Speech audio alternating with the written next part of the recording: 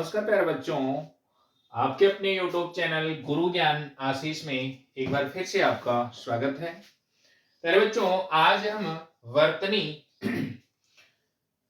का चैप्टर लेकर आए हैं जिसमें आपको वर्तनी पढ़ाएंगे। पहले जाने वर्तनी क्या होती है। तो वर्तनी को अंग्रेजी में स्पेलिंग कहते हैं। अंग्रेजी में क्या कहते हैं? स्पेलिंग कहते हैं। यानी वर्णों का वह सार्थक क्रम जिससे किसी शब्द का निर्माण होता है उसे ही कहते हैं वर्तनी।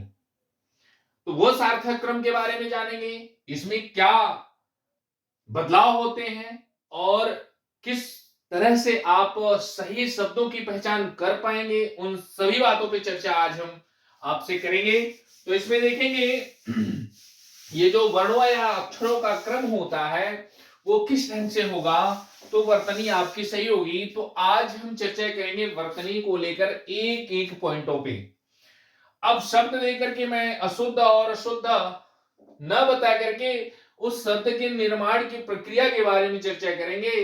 अर्थात हम आपसे उन शब्दों को निर्मित करने के लिए वर्ण और मात्राएं, संयुक्त वर्ण और उसपे जो बिंदियां लगती हैं, जैसे अनुस्वार लगा, विसर्ग लगा, अनुनासिकता लगा, इन सभी बातों पे चर्चा करेंगे। विस्तार पूर्वक एक एक नियम को पढ़ते जाएंगे। तो देखिएगा इस वर्णमाला चैप्टर के अंतर्गत ये वर्तनी का जो हम जिक्र करने जा रहे हैं उसमें देखिएगा सबसे पहले हम आपसे चर्चा करेंगे वर्णों को लिखते समय सावधानियां। हर नियम पर तर्क देंगे और उसके उदाहरण करेंगे।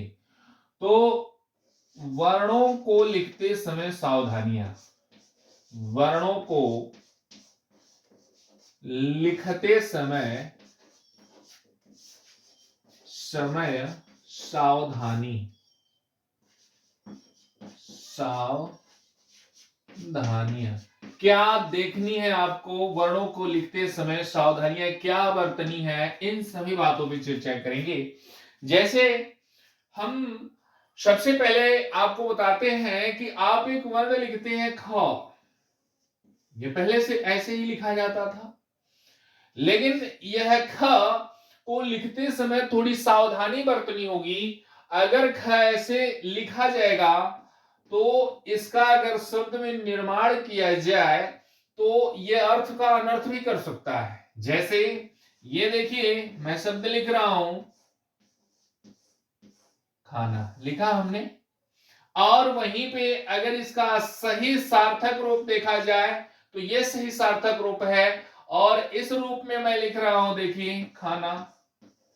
तो आप इसको अगर सार्थक रूप में लिखेंगे नहीं और इसके उच्चारण में भी दिक्कतें होने लगेंगी, अर्थात इसका जब उच्चारण करेंगे तो ये देखिए अगर सार्थक रूप में लिखा है तो आप खाना पढ़ेंगे और इसे सार्थक रूप में नहीं लिखा है तो इसे रवाना पढ़ेंगे। क्या पढ़ेंगे? रवाना पढ़ेंगे। तो इसी प्रकार से देखिएगा, अर्थात यहां रवाना का अर्थ होता है जाना और यहां खाना का अर्थ होता है भोजन से तात्पर्य है। किसे? भोजन से तात्पर्य है।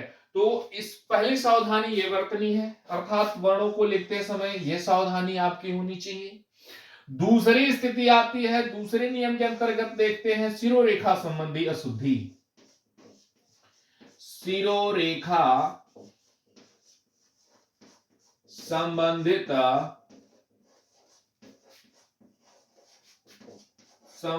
अशुद्धि। तो शिरोरेखा संबंधित अशुद्धि के अंतर्गत आप ध्यान देंगे, हमारी देवनागरी लिपि कहती है कि हर वर्ण पे एक शिरोरेखा होनी चाहिए, अर्थात सिर की एक रेखा होनी चाहिए। कुछ ऐसे वर्ण हैं जिनमें शिरोरेखा लगाने के लिए कुछ विशेष चीजों को ध्यान में रखना होगा आपको, अर्थात उसमें शिरोरेखा अगर वो शब्द आते हैं तो शिरोरेखा तोड़ी जाती है। जैसे मैं हर शब्द हर वर्ण को बता रहा हूं, देखिएगा जैसे आप लिखते हैं स, यहां पर शिरोरेखा आपकी क्या होनी चाहिए? टूटी होनी चाहिए, अर्थात इसके संबंधित अशुद्धियां क्या कर देते हैं आप? अशुद्धियां आप करते हैं ऐसे लिख देते हैं। जैसे आप लिखते हैं भ, देखिए ऐसे लिख देते हैं। जैसे आप लिखते हैं थ, ऐसे लिख देते हैं। जैसे आप लिखते हैं यहां पर देखिएगा ध, तो आप ऐसे लिख देते हैं। जैसे आप लिखते हैं देखिए तो यहां से ये मिला देते हैं। तो कहीं ना कहीं सिरोरेखा संबंधित अशुद्धि के अंतर्गत ये आता है। तो सिरोरेखा संबंधित अशुद्धि के अंतर्गत आपको विशेष ध्यान देना है कि जहां पर ये जितनी भी वर्ण हो, इसके एग्जाम्पल के अंतर्गत जो भी वर्ण आए, अगर वहां ऊपर यानी ऊपर गोल घुंडी बना रहे हो, अर्थात ये देखिएगा जो स गोल घुंडी बना रहा है, यहां सिरोरेखा टूटी होनी चाहिए, टूटी होनी चाहिए, अर्थात यहां पर होनी ये टूटा होना चाहिए, इसमें लगा नहीं होना चाहिए। नहीं तो ये अर्थ का अनर्थ भी कर सकता है, अर्थात ये रा भी पढ़ा जा सकता है, तालव्य स को रा पढ़ा जाएगा, क्योंकि सिरोरेखा जब आप जोड़ते हैं तो र और आ की मात्रा इसी प्रकार लगती है। यहां पर देखेंगे म के साथ ऐसी स्थिति जो हो रही है, भ के साथ हो रही है, म का उच्चारण करवा रहा है, अर्थात भ को लिखते समय भी सिरोरेखा टूटी होनी चाहिए। ये जो थ आप लिखते हैं इसके अंतर्गत भी ये सिरोरेखा टूटी होनी चाहिए। ये ध लिखते हैं इसमें भी सिरोरेखा टूटी होनी चाहिए। अ लिखते हैं इसमें भी सिरोरेखा टूटी होनी चाहिए। अगर ये सिरोरेखा संबंधी आप ध्यान न देते हुए अगर इसका प्रयोग शब्दों में करेंगे तो इसका क्या हो जाएगा, अर्थ का अनर्थ भी हो सकता है। जैसे देखिए अगर हम शब्द में देखिए, जैसे हम शब्द में लिख रहे हैं अधर्म, लिख रहे हैं अधर्म, अगर यहां पर सिरोरेखा ना तोड़ें तो ये अधर्म हो जाएगा। क्या होगा, अधर्म हो जाएगा। देखिए अधर्म हो जाएगा, अर्थात यहां पर गोल गुंडी बना हुआ वर्ण है, अर्थात ध है, तो यहां पर क्या होना चाहिए, सिरोरेखा टूटी होनी चाहिए। तब इसमें क्या होती है, अस्पष्टता आती है।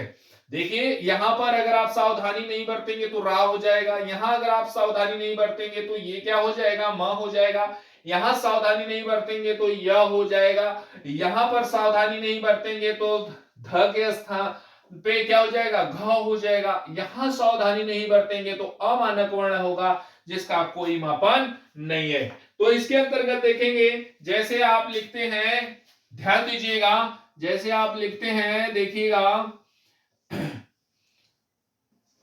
श्रृंगार, श्रृंगार लिखते हैं, श्रृंगार की वर्तनी ऐसे लिखी जाती है। इसमें श्रवण भी आता है, अगर श्र में आपने ध्यान नहीं दिया और यहां पर सिरोरेखा लगा दी तो अमानक वर्ण हो गया। तो देखिए श्रृंगार में भी यहां गोल घुंडी बनी, अर्थात यहां पर भी क्या होनी चाहिए, सिरोरेखा तोड़ी जानी चाहिए। अर्थात आप शब्द देखिए, शुरुआत लिखते हैं आप ना, देखिए शुरुआत लिखते हैं ना, तो इसमें देखिए सिरोरेखा क्या होनी चाहिए, टूटी होनी चाहिए। सिरोरेखा नहीं टूटेगी तो आप इसके उच्चारण नहीं कर पाएंगे। अर्थात सिरोरेखा संबंधी अशुद्धि के अंतर्गत आप ये जाने कि जिस भी वर्ण के ऊपर बनते समय पहले गोल घुंडी बनाता है जो वर्ण, उस पे सिरोरेखा संबंधी अशुद्धियां कर देते हैं आप, अर्थात सिरोरेखा सिर्फ खड़ी पाई के साथ लगी रहती है, उसी से वर्ण जुड़ता है, न कि उस गोल घुंडी से आप सिरोरेखा को जोड़ें। तो पहला ये है। दूसरा चीज ये देखेंगे कि अगर यहां पर देखेंगे कि अगर किसी वर्ण के साथ, अगर किसी शब्द के साथ, जैसे किसी शब्द के साथ, किसी शब्द के साथ अगर विसर्ग लगा हो, क्या लगा हो, विसर्ग लगा हो, तो वहां पर भी सिरोरेखा क्या होनी चाहिए, तोड़नी चाहिए। अर्थात कोई भी शब्द हो सकता है, यानी किसी शब्द के साथ अगर विसर्ग लगा हो तो सिरोरेखा क्या होनी चाहिए, तोड़ी होनी चाहिए, यानी सिरोरेखा टूटी होनी चाहिए, सिरोरेखा टूटी होनी चाहिए, टूटी होनी चाहिए। देखिएगा कैसे, जैसे आप लिखते हैं, मैं शब्द लेकर के समझाता हूं। देखिए जैसे आप लिखते हैं प्रातः काल, लिखते हैं प्रातः काल, तो इसमें देखेंगे यहां सिरोरेखा क्या होनी चाहिए, टूटी होनी चाहिए। अगर आप इसे मिलाते हैं तो वर्तनी के दृष्टिकोण से यह गलत माना गया है।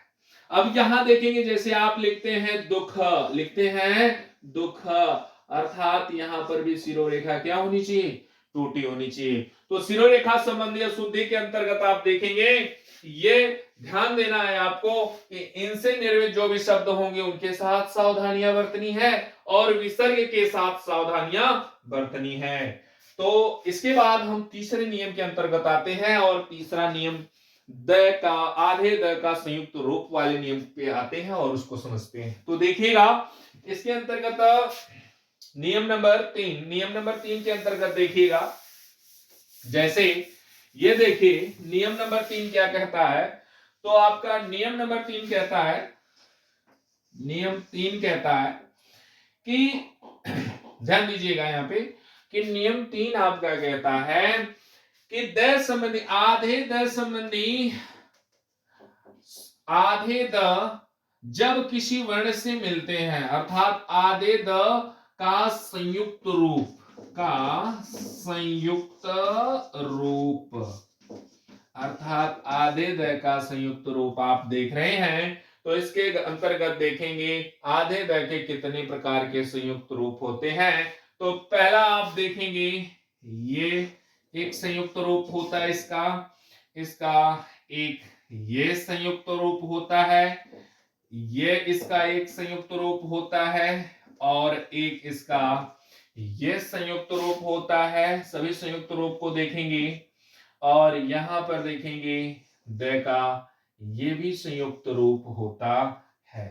तो देखेंगे यहां पर द का संयुक्त रूप जो बना हुआ है, यहां पर कुछ विद्यार्थियों को दिक्कत करता है कि इसमें वो यही नहीं जान पाते हैं कि इसमें जिस जिस व्यंजनों का मेल हुआ है वह कौन सा पूरा व्यंजन है और कौन सा आधा व्यंजन है। ये डाउट हमेशा उन्हें बना रहता है। अब इसमें देखेंगे आप, तो इसमें हम आपको स्पष्ट करवा देते हैं कि क्या है इसमें। अर्थात ये देखिएगा द आधा होता है, यह पूरा होता है, इससे युग्म होकर यह द बना हुआ है। यहां पर देखेंगे आप तो इसके अंतर्गत द आधा होता है और म पूरा होता है, अर्थात म के साथ स्वर होता है।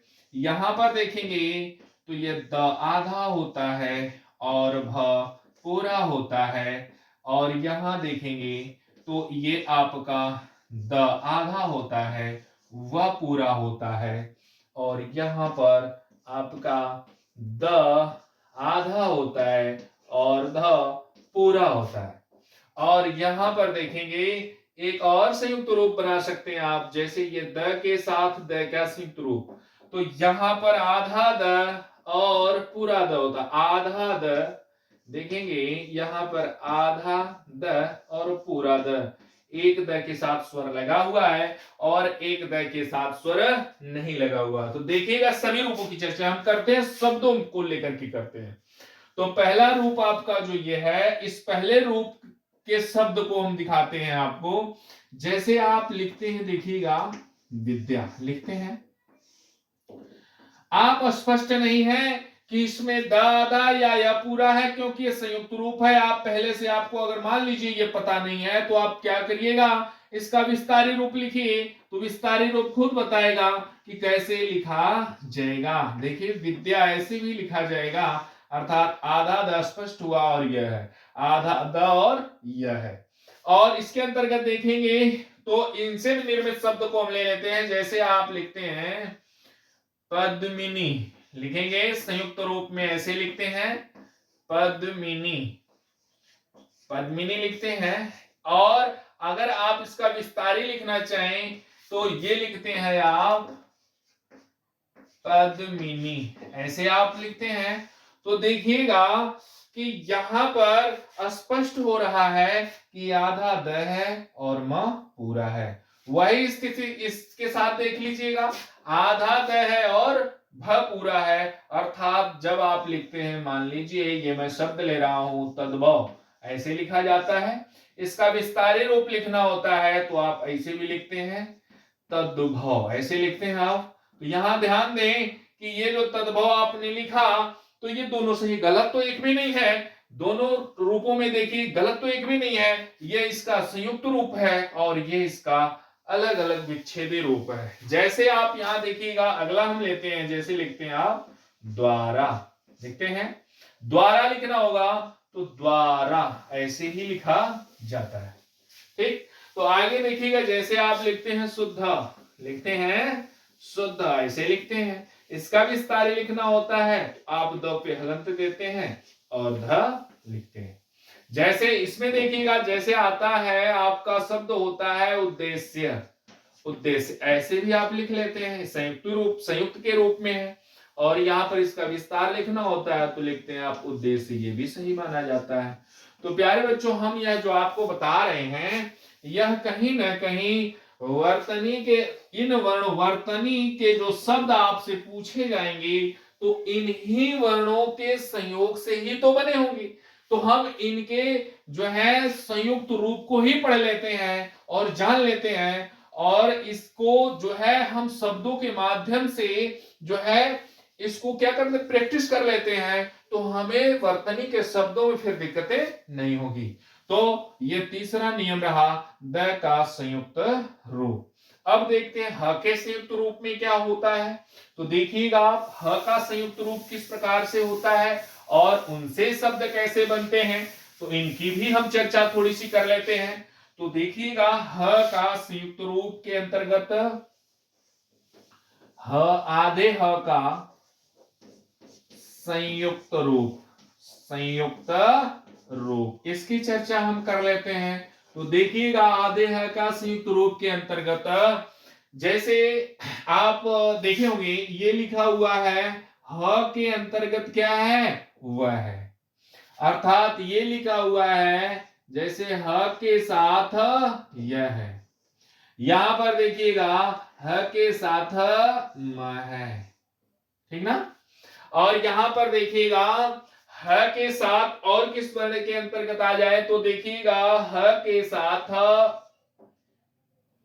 वह है, यह है, मैं है, और ह के साथ देखिएगा तो यहां पर ह के साथ आपका आ जाएगा, जैसे ल आ जाता है या न भी ले सकते हैं। तो यहां देखिएगा, यहां न भी आता है। तो इसके अंतर्गत ह के संयुक्त रूप में देखेंगे, तो ह के संयुक्त रूप में आप देखिएगा, इन सभी संयुक्त रूपों का प्रयोग हम करेंगे। तो इन सभी संयुक्त रूपों के प्रयोग के अंतर्गत हम देखते हैं शब्दों का निर्माण, और इन्हें पहले जानने की किस किस वर्णों का ये संयुक्त रूप बना हुआ है। तो यहां देखिएगा, हम आपको स्पष्ट करवा देते हैं कि यहां पर ह आधा है, वह पूरा है।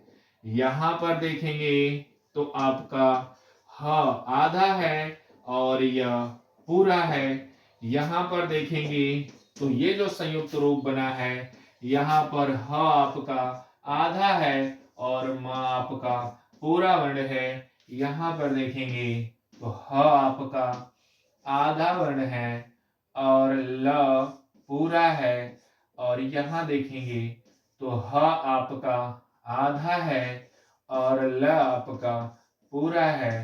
तो इसके अंतर्गत आप सीखेंगे कि ये ह का संयुक्त रूप किस प्रकार से शब्दों में प्रयोग होता है।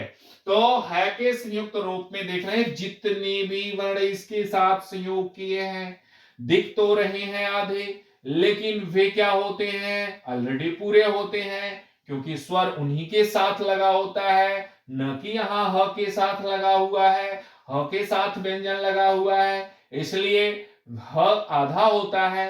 द की स्थिति भी वही थी, अर्थात यहां पर आप जो देखे द के संयुक्त रूप में आप देखे तो जितने भी आधे वर्ण दिख रहे हैं वही वास्तव में क्या है, पूरे हैं। ह के साथ और द के साथ ये संयुक्त रूप बनता है। तो देखिएगा, आगे हम इनसे बनने वाले शब्दों की चर्चा कर लेते हैं। तो देखिएगा प्यारे बच्चों, जैसे हम शब्द लेते हैं, वेल लिखते हैं, वेल, आप देखे होंगे वेल लिखते हैं, ऐसे लिखते हैं, या इसका विस्तारी रूप लिखना होगा तो वेल ऐसे भी लिखते हैं आप, यानी ये संयुक्त रूप है, ये विस्तार रूप है इसका।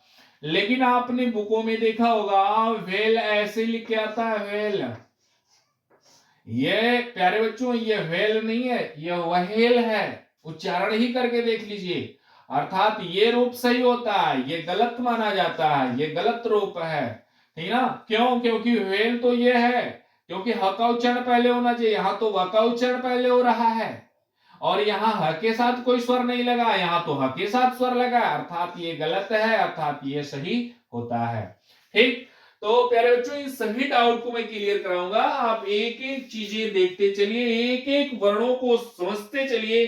कहीं भी दिक्कत हो तो आप बताइएगा, कमेंट बॉक्स में कमेंट करिएगा, आपको सभी सवालों के जवाब मिलेंगे। तो देखिएगा, अब यहां पर ह्यूमस है, जैसे शब्द को मैं ले रहा हूं, ह्यूमस होता है, मिट्टी होती है, ह्यूमस मिट्टी, ह्यूमस पाया जाता है। अब ये देखिएगा, ये तो संयुक्त रूप है, लेकिन इसका अगर हम विस्तारी रूप लिखें तो ह्यूमस ऐसे ही लिखा जा सकता है। देखिए, विस्तारित रूप में ह आधा हुआ या पूरा हुआ। यहां पर इनसे निर्मित शब्द जैसे होता है ब्रह्म या ब्रह्मा, कर लीजिए ब्रह्मा, ऐसे लिखा जाता है, लेकिन ये रूप भी क्या होता है, सही होता है, अर्थात ये विस्तारी रूप होता है, ब्रह्मा ऐसे लिखा जाता है। और यहां देखिएगा, जैसे आप लिखते हैं प्रहलाद, प्रहलाद, और विस्तारी रूप में आप लिखते हैं प्रहलाद, इस प्रकार से आप लिखते हैं, प्रहलाद लिखते हैं। तो यहां पर देखिए आधा है, यहां पर देखिए जैसे आप लिखते हैं चिन्हना, लिखते हैं चिन्हना, इसके अंतर्गत लिखते हैं, और लिखते हैं देखिए विस्तारी रूप में, तो ये हो जाता है आपका चिन्हना होता है। तो ये आप देखें द के संयुक्त रूप को और ह के संयुक्त रूप को, ठीक ना प्यारे बच्चों। अब थोड़ा सा हम चर्चा कर लेते हैं र के संयुक्त रूप को, यानी र के कितने रूप हैं और र के संयुक्त रूपों को हम देखते हैं किस प्रकार से। र के संयुक्त रूपों में भी क्या होता है, बदलाव होता है, उच्चारणों में बदलाव जो होता है किस प्रकार से होता है, और संयुक्त रूप कैसे बनता है। तो देखिएगा यहां पर र का संयुक्त रूप जो होगा वह शब्दों में किस प्रकार प्रयोग होगा, उनकी भी हम क्या करेंगे, चर्चा करेंगे। तो उनकी भी चर्चा हम करते हैं और देखते हैं र का संयुक्त वर्ण रूप कैसे होगा। तो देखिएगा र का, आधे र का संयुक्त वर्ण रूप, पहले प्यारे बच्चों ये जान लें कि र कितने प्रकार का होता है, यानी आधा और पूरा मिला के कितने प्रकार से इसका संयुक्त रूप में परिवर्तन होता है। तो संयुक्त रूप में परिवर्तन की अगर बात रही तो ये 3 प्रकार से परिवर्तन होता है, एक ऑलरेडी र होता ही है, तो कुल 4 रूप इसके होते हैं। तो देखिएगा, सबसे पहले हम चर्चा कर लेते हैं इसके रेफ रूप की, अर्थात ये देखिए यहां पर ये जो रेफ रूप होता है, रेफ रूप इसका नाम होता है, रेफ रूप, जिसको आप कुछ बच्चे कहते हैं ये क्या है, चोटी वाला र है, कुछ बच्चे कहते हैं ये उड़ंतवा र है, अनेकों प्रकार से इसके नाम रखे हैं, लेकिन वास्तविकता इसकी यह है कि इसे क्या कहते हैं, रेफ रूप की संज्ञा दी जाती है। यहां र क्या होता है, र हमेशा सदैव आधा होता है। इसके बाद एक रूप ये देखते हैं, इसको कहते हैं पदेन रूप, पदेन रूप कहते हैं। और इसी प्रकार का एक और है जिसे भी क्या कहते हैं, पदेन रूप कहते हैं। दोनों की विशेषता अभी बता रहा हूं, पदेन रूप इसे भी कहते हैं। तो इसके अंतर्गत क्या र पूरा होता है या आधा, यहां पर दोनों स्थिति में र पूरा होता है, यहां आधा होता है, बाकी इन दोनों में र की स्थिति क्या होती है, पूरा होती है, यानी र के साथ स्वर लगा होता है, अर्थात स्वर सहित होता है, ये स्वर रहित होता है। हम उदाहरण में भी लेकर के इनको समझाएंगे ताकि आपको बेहतरीन तरीके से समझ में आ जाए। तो देखिएगा प्यारे बच्चों, इनकी विशेषता जान लें, इनकी विशेषता क्या है। तो ये जो पदेन रूप है ये हमेशा खड़ी पाई वाले वर्णों के साथ प्रयोग होता है, जैसे क में लगाना होगा क के साथ खड़ी पाई है, जैसे आपको लगाना होगा ध में तो इसके साथ खड़ी पाई लग जाएगा, श्र में लगाना होगा संयुक्त में तब भी लग जाएगी। तो ये जानते रहिएगा कि इसका प्रयोग सदैव कैसे होता है, खड़ी पाई, यानी जो भी खड़ी पाई होगी इसके साथ होगा। तो इसका प्रयोग देख लीजिए, मैं दोनों को दिखा भी रहा हूं, देखिएगा। एक इसको कोई किसी किसी बच्चों ने अपने देशज भाषा में छड़ारा की भी संज्ञा देते हैं, छड़ा रहा है, ये दोहरा छड़ा रहा है, यह इकहरा छड़ा रहा है। लेकिन इसका पदेन रूप क्यों कहा जाता है, क्योंकि यह वर्णों के पैरों में इस्तेमाल होता है, इसलिए इसको पदेन र कहा जाता है। इन्हीं पैरों में लगने वाला संयुक्त रूप र का होता है, और यहाँ र पूरा होता है। तो यहां पर देखेंगे, ये रूप देखिए, अर्थात यह रूप जो होता है खड़ी पाई वाले वर्णों के साथ होता है, लेकिन यह रूप जो होता है यह हमेशा जो भी नीचे घूमे हुए वर्ण होते हैं, जैसे ट हुआ, ड्र हुआ, ठ हुआ, इनके साथ ये प्रयोग हो जाता है। तो यहां पर देखेंगे, अगर प्यारे बच्चों ध्यान से आप देखिए, तो ये रूपों में बिल्कुल अंतर नहीं है। अंतर क्यों नहीं है, क्योंकि अगर हम इसका प्रयोग किसी भी खड़ी पाई के साथ कर रहे हैं तो देखिए वही आकार प्रकार आ जा रहा है। देखिए इसमें भी देखिए, इसमें भी देखिए। और इसका प्रयोग करते हैं, क्यों कर लेते हैं पूर्णतः, क्योंकि यहां पर गोल घुंडी खड़ी पाई होती नहीं, इसलिए इसका प्रयोग हम किस रूप में करते हैं, इस पदेन रूप के अंतर्गत करते हैं। ठीक है ना। तो इन दोनों में जो भी डिफरेंशन था वो भी मैंने बता दिया। अब आते हैं आप इसके अंतर्गत देखते हैं, रेफ र की उपयोगिता क्या है, रेफ र में आधा क्यों होता है, इन सभी बातों की हम चर्चा करते हैं, वो भी शब्दों के साथ, यानी शब्द लेकर के। तो यहां देखिएगा, जैसे आप सब लिखते हैं पर्व, लिखते हैं पर्व, ये सॉरी देखिएगा, ये लिखिएगा पर्व, ध्यान से देखिएगा, ये प है और ये व है, ऊपर र लगा हुआ है। अर्थात अगर हम आपसे पूछें कि यह जो है र है, अर्थात र का कौन सा रूप है, तो कुछ बच्चों का उत्तर ये आता है, ये तो र की मात्रा लगी है। प्यारे बच्चों आप ही बताएं कि क्या व्यंजनों की मात्रा होती है, व्यंजनों की मात्रा नहीं होती। अर्थात यह क्या है, व्यंजन है, र क्या है, व्यंजन है, इसकी मात्रा नहीं होती, तो इसकी मात्रा नहीं होती, अर्थात यह स्वर रहित होता है, स्वर सहित नहीं होता है। इसलिए यह रूप जो है स्वर रहित रूप है। इसलिए अगर हम इसका वर्ण विच्छेद करें, देखिए ये प है, प के साथ अ है, और यहां पर देखेंगे र है, और यहां वह है, वह में अ लगा हुआ है। तो आप खुद स्पष्ट हो सकते हैं कि यहां पर र के साथ कोई स्वर लगा है, नहीं लगा है, अर्थात यह व्यंजन क्या है, आधा है, क्योंकि व्यंजन के बाद अगर व्यंजन आए बीच में स्वर ना हो तो वह व्यंजन क्या है, स्वर रहित व्यंजन है, अर्थात वह आधा व्यंजन है, हलंत व्यंजन है, आधा व्यंजन है। तो यहां आप स्पष्ट हो सकते हैं।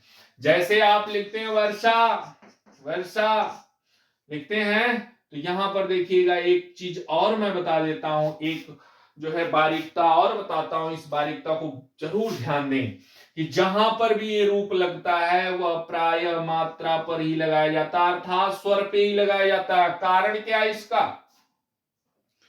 तो इसका कारण यही है कि ये तो खुद अधूरे होते हैं, व्यंजन खुद अधूरे होते हैं, तो दूसरे व्यंजन को सहायता कहां से दे सके, नहीं दे पाते हैं। अर्थात ये तो खुद स्वर से सहायक हो, स्वर इसका सहायक होता है ना, अर्थात स्वर इसका सहायक है, तो ये दूसरे को कहां से सहारा दे, तो ये किसके साथ लगता है, हमेशा स्वर के साथ लगता है। जो पावरफुल होगा उसी यानी कि जो रखने योग्य होगा, अर्थात उच्चारित करने के योग्य करवाएगा, या सहायक होगा, अर्थात स्वर ही हमेशा व्यंजन का सहायक होता है।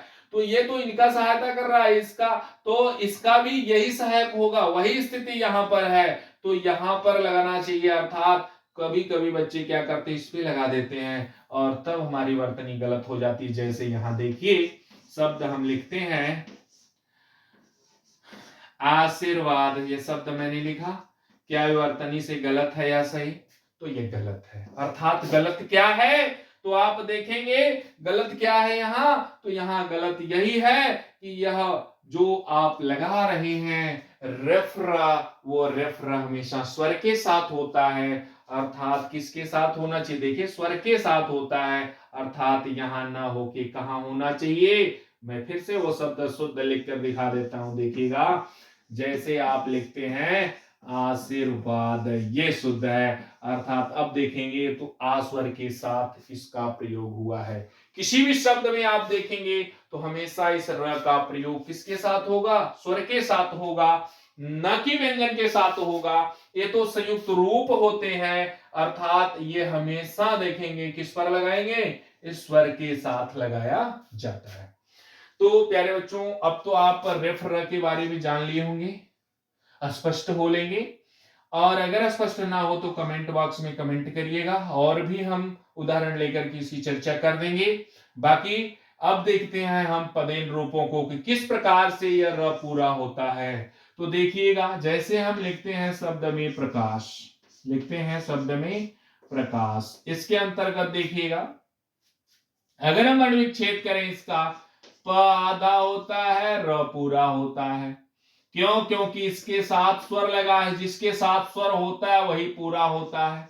यहाँ क के साथ आ स्वर लगा हुआ है, तालव्य स के साथ अ स्वर लगा हुआ है। अब देखिए यहाँ स्पष्ट हो जाइए, आप देखिएगा ये र के साथ स्वर है ना, अर्थात ये र पूरा है। ये देखिए प है, प के साथ क्या स्वर है? नहीं, अर्थात व्यंजन है, अर्थात यह अधूरा है। तो यहां स्पष्ट हो जाए कि जहां पर जिस भी वर्ण के साथ ये लगेगा, अर्थात ये रूप क्या होता है? पूरा होता है। देख लें, स्पष्ट हो ले। इसके बाद हम चर्चा करते हैं इसकी, यानी कि र के इस दूसरे रूप की। तो र के दूसरे रूप की जो हम चर्चा कर रहे हैं वो चर्चा देखेंगे, तो हम उनको भी हम शब्दों में लेकर के जिक्र करते हैं। तो ये देखिएगा, जैसे आप लिखते हैं ट्रक, लिखते हैं, जैसे आप लिखते हैं ड्रम, लिखते हैं ड्रम, तो देखेंगे ट्रक लिखते हैं, ड्रम लिखते हैं, ठीक ना। तो इसके अंतर्गत आप देखेंगे जब इसका आप वर्ण विच्छेद करेंगे, ट है और इस ट में क्या लगा है? र है, र के साथ स्वर है, फिर इसके बाद क है, क के बाद अ है। अब यहां पर आप देखेंगे तो आप देखिए स्वर किसके साथ है? र के साथ है, अर्थात यहां र पूरा है, ट के साथ कोई स्वर नहीं, अर्थात अधूरा है। इसीलिए मैंने बताया कि ये रूप जो होता है पदेन, ये वाला रूप, ये दोनों र पूरा होता है, यह रूप में र आधा होता है। तो इन चीजों से, सभी चीजों से स्पष्ट हो ले, क्योंकि मैं इसके जो है सभी वर्ण विच्छेद करके भी आपको वो तरीका बताया हूं। तो कहीं भी आपको दिक्कत हो तो उन शब्दों को कमेंट करिएगा। उन शब्दों में अगर आपको विषमताएं आ रही हो तो उनकी भी चर्चा हम करेंगे। बाकी अगला, कुछ वर्णों के साथ उच्चारण में सावधानियां, स के साथ उच्चारण में सावधानियां, इनकी चर्चा। और बिंदु, किसी भी वर्ण पे बिंदु लगाई जाती है कितने प्रकार से, इनकी चर्चा। ये बिंदु लगाई जाती है, इनकी चर्चा। इन सभी बातों की चर्चाएं हम नेक्स्ट क्लास में करेंगे। और नेक्स्ट क्लास में वर्तनी का दूसरा पार्ट होगा, उसमें जो भी अधूरा है उन सभी नियमों को पढ़ेंगे। एक एक नियम को अगर आप वर्तनी में पढ़ लें तो वर्तनी के शब्द याद करने की आवश्यकता नहीं है, क्योंकि आप शब्द निर्माण की प्रक्रिया ही जान लेंगे। अर्थात व्याकरण के अंतर्गत शब्द निर्माण की प्रक्रिया को मैं इन नियमों के द्वारा स्पष्ट करवा रहा हूं। तो आज के लिए बस इतना ही रखूंगा। प्यारे बच्चों, अगर ये हमारी वीडियो आपको अच्छी लगी हो तो हमारे YouTube चैनल गुरु ज्ञान आशीष में आपका प्यार बरकरार रहेगा। तो लाइक, शेयर, सब्सक्राइब करना ना भूलें। धन्यवाद।